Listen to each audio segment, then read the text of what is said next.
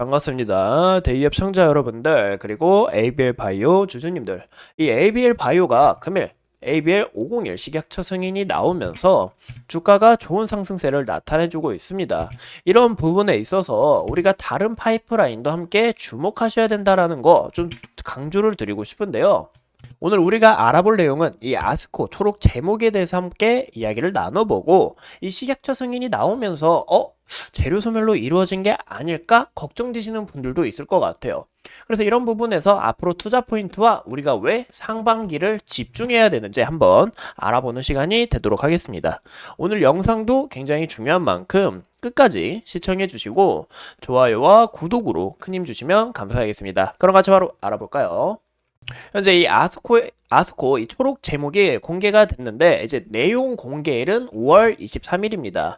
이런 날짜도 우리가 함께 체크를 해주셔야 된다. 왜냐, 이 곧 공개될 부분에 있어서 이 기대감이 그 전날 또 형성될 수 있기 때문에 우리가 5월 23일 기억을 해주시면 좋을 것 같고, 이 아스코의 개최일은 5월 31일이다 라는 거 참고해 주시면 좋을 것 같아요.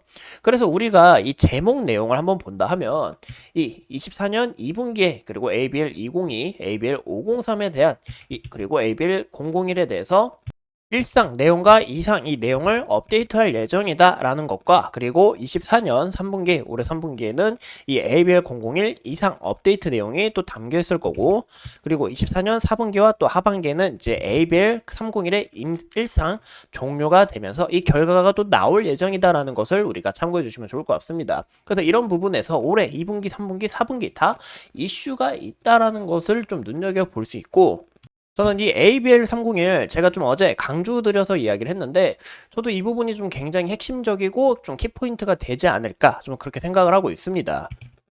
이 이야기는 제가 바로 이야기를 해드릴 예정이고, 그럼 그 전에 식약처 승인이 나온 이 ABL 501에 대해서 한번 이야기를 나눠보자면, 이 ABL 501이 효과를 인정받았기 때문에 이 식약처로부터 인증을 받았고, 보시는 것처럼 이 11월에 일본 특허를 등록을 완료하면서 39년까지 이 ABL 501 이 용도 자체에서 이 권리를 어디서 일본에서 인정을 받게 됐다는 부분이 좀 키포인트가 되지 않을까 싶어요.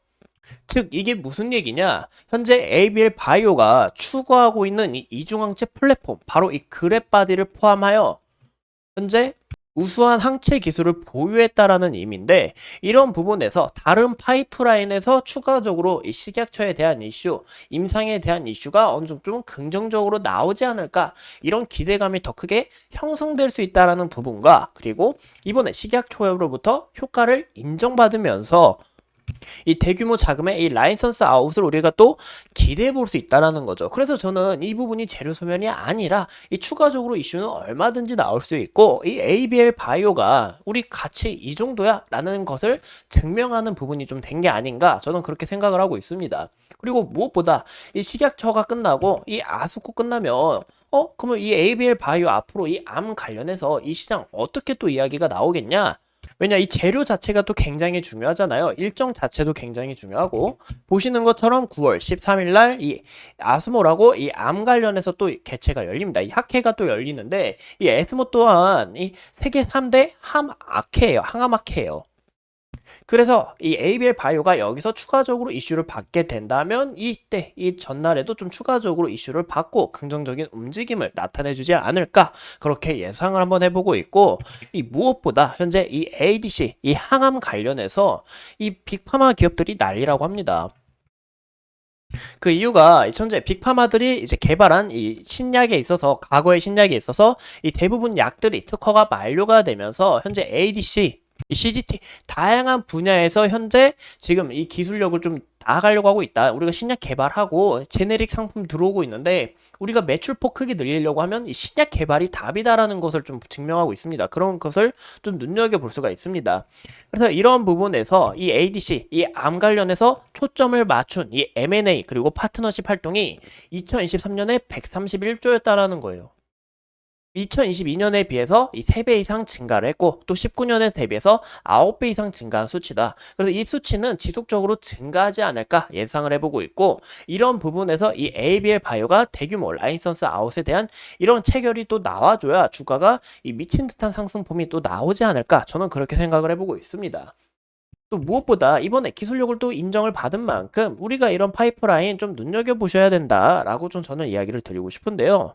여기서 좀 이야기를 드리고 싶은 부분은 이제 ABL 503, 이제 그랩바디 T를 사용한 이 ABL 503 같은 경우 이제 상반기에 임상 1상 중간 결과가 발표가 됩니다. 그래서 여기에 대해서 또 이슈에 따라 이 결과에 또 따라 주가가 또 좋은 움직임을 나타낼 수는 있지만 이 바이오 자체가 꿈이라는 부분을 굉장히 크게 먹어요. 그래서 여기서 만약에 좋지 않은 이 발표가 나왔을 경우는 주가 하락폭은 우리가 좀 리스크 관리에 있어서 항상 염두를 하셔야 된다라는 것도 저는 좀 참고를 드리고 싶습니다. 절대 이 매수 추천, 매도 추천 아니고 이런 부분은 우리가 좀 열고 지켜보시는 게 좋다라고 말씀을 드리고 싶어요. 그리고 아까 말씀드렸던 거 보시는 것처럼 우리가 제목을 봤을 때 ABL 301 일상 종료가 된다고 했는데 저는 여기가 굉장히 좀 크게 주목되지 않을까 저는 그렇게 생각을 하고 있습니다. 그 이유가 이 ABL 301 같은 경우 이제 보시는 것처럼 이 파키스병 치료제로 이 BBB 셔틀 플랫폼 기준으로 1GF1 이 수용체를 기반으로 하고 있는데요. 현재 보이시죠? 1GF1 BBB 셔틀 이 CNS 치료제의 기본으로 이제 중추신경계입니다. 이 CNS 같은 경우 이런 부분에서 이 기술력이 좀 더 선보이지 않을까 싶습니다. 이 최근에 이 로슈가 이 BBB 셔틀에 대해서 좀 크게 우리가 이슈 중요하다라는 이런 이야기가 나왔습니다. 그 이유가 이번에 로슈가 그 BBB 셔틀을 적용한 이중항체 연구 성과를 발표를 하면서 이제 국내 기업 이 ABL 바이오 또한 이 BBB 셔틀 현재 이 플랫폼을 현재 영위하고 있는 이 그랩바디 B가 현재 크게 주목이 됐다. 그 이유가 이 BBB 셔틀을 이용해서 이 파킨슨병 치료제를 만든 이력이 없기 때문에 이런 부분과 그리고 이 1GF1R을 결합한 이 수용체를 사용하면서 이제 이 이야기는 이제 인슐린 유사 성장 인자입니다. 잠깐만, 자, 이거 이야기 설명하려고 잠시 말문이 막혔는데, 이 물질을 또 사용을 했을 때, 이 뇌 발현율, 바로 이 도파민 증가가 더 높았기 때문에, 이 기존 발현도가 이 로슈가 발표한 이 트랜스펠린 이제 5.6%고, 1GF1R, 이 부분은 이제 기존 발현도가 32.7%가 됐다라는 거예요. 그래서 이런 부분에서 이 기술력 선보일 거고 이 로슈보다 좀 좋은 성과를 낸다 하면 이 확장성과 그리고 파이프라인 자체가 굉장히 두터워질 수 있다라는 겁니다. 그리고 이 제가 그랩바디 B를 좀 강조하는 이유가 이 파킨슨병 치료제 뿐만이 아니라 이 B의 타깃 형태를 바꾸게 된다 하면 이 적용 범위도 넓혀지고 우리가 방금 말씀드렸던 이 ADC 시장도 어느 정도 좀 노려볼 수가 있고 자체적으로 이 파이프라인 개발, 기술 이전 등 이런 확장성 자체가 더 커질 수 있는 플랫폼이다. 물론 이 그래파디 B뿐만이 아니라 그래파디 T, 그래파디 A 또한 이런 부분도 굉장히 기대가 된다라고 볼 수가 있을 것 같아요. 우리가 현재 차트를 보신다면 이제 ABL 바이오가 최근 지정학적 리스크와 어느 AACR을 지나고 이 차익 실현 물량이 나오면서 주가가 좀 떨어진 모습을 우리가 확인해 볼 수가 있습니다.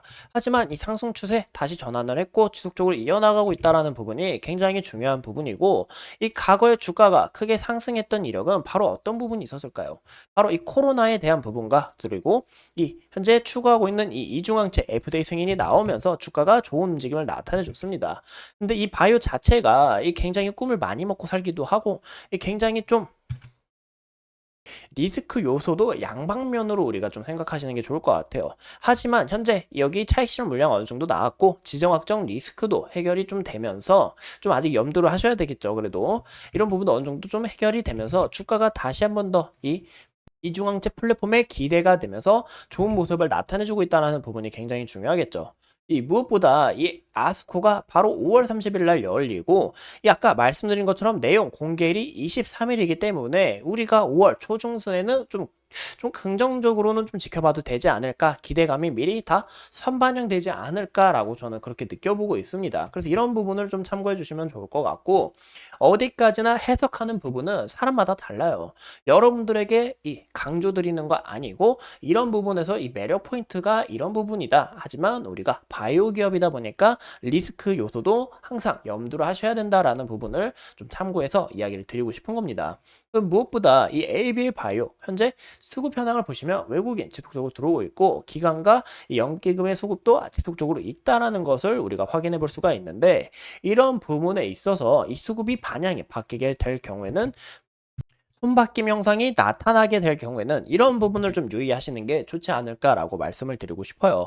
그래서 이 아스코가 또 끝나고 차익실 물량이 나오면서 주가가 또 떨어질 수 있는 요인이 된다라는 것도 참고해 주시면 좋을 것 같고, 현재 이 구간에서 이 구름대에서 딱 들어가서 추세를 다시 한 번 더 큰 폭으로 돌리려고 하는 모습이 있다. 이평성 서서히 수렴을 하고 있고, 이 정별 패턴으로 돌리려 하는 모습에 있어서 과연 이 움직임을 긍정적으로 나타낼 수 있을지 우리가 좀 지속적으로 살펴보셔야 되지 않을까라고 말씀을 드리고 싶습니다. 이 무엇보다 현재 구간에서 21선 지지를 받았을 때 주가가 떨어진 모습을 우리가 확인해 볼 수가 있는데, 21선을 좀 기준으로 삼아서 우리가 좀 넓게 지켜보시는 방향이, 또 앞으로 추가적인 이슈는 어떤 부분이 나올지 함께 파헤쳐 보도록 하겠습니다. 오늘도 이렇게 소중한 시간 내서 영상 시청해 주신 점 감사합니다.